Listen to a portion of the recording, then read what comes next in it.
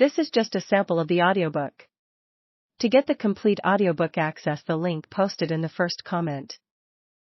Early in September of 1540, Hernando de Soto and hundreds of armed and armored Europeans, along with enslaved Africans, captured Indian porters, and a menagerie of horses, dogs, and pigs, marched down from the Appalachian highlands along the Coosa River and passed across an imaginary line that, far in the future, would demark the boundary of the state of Georgia.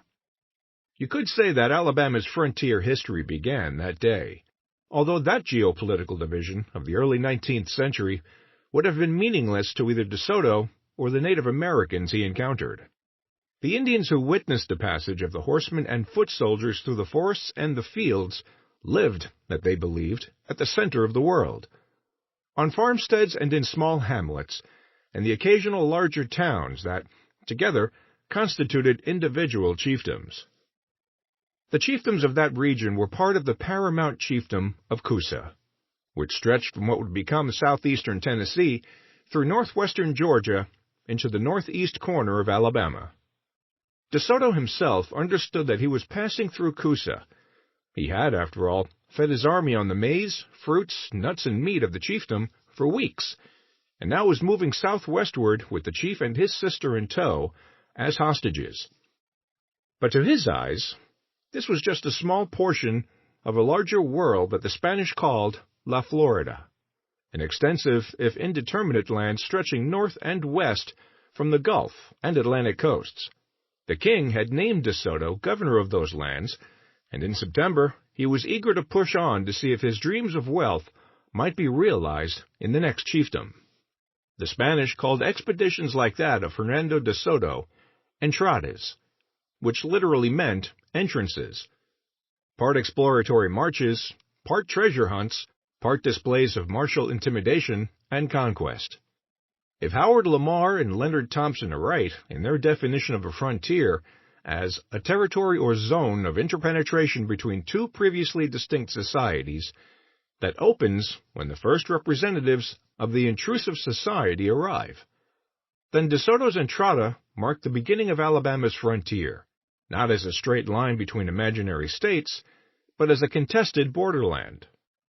Tracing De Soto's route and pinpointing the various towns and chiefdoms visited by the Spaniards has been an arduous task for historians and anthropologists, one that remains incomplete and debated.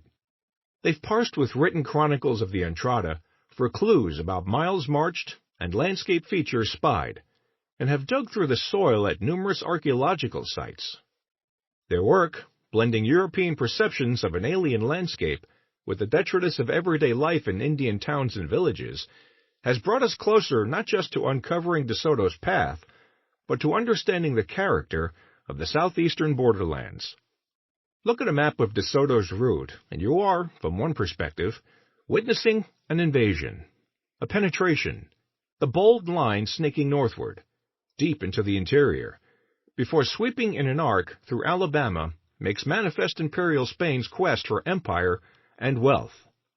It was a mission informed by the earlier conquests of the Aztecs and the Incas, but one destined for a different outcome.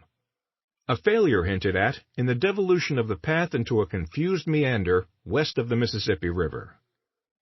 The conquistador died on the banks of that river, never having found the gold or the wealthy Indian societies that his previous experiences had led him to believe might lie hidden in the southeastern interior. With that, Spain took one significant step back from its dreams of a northern empire.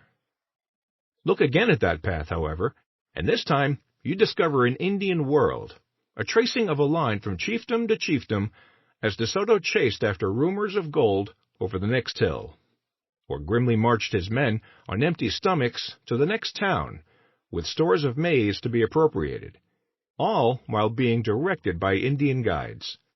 That route was the marriage of the imperial and the indigenous, shaped by the motivations and experiences that propelled the Spaniards into the heart of the interior and by the realities of the land and people that they found there.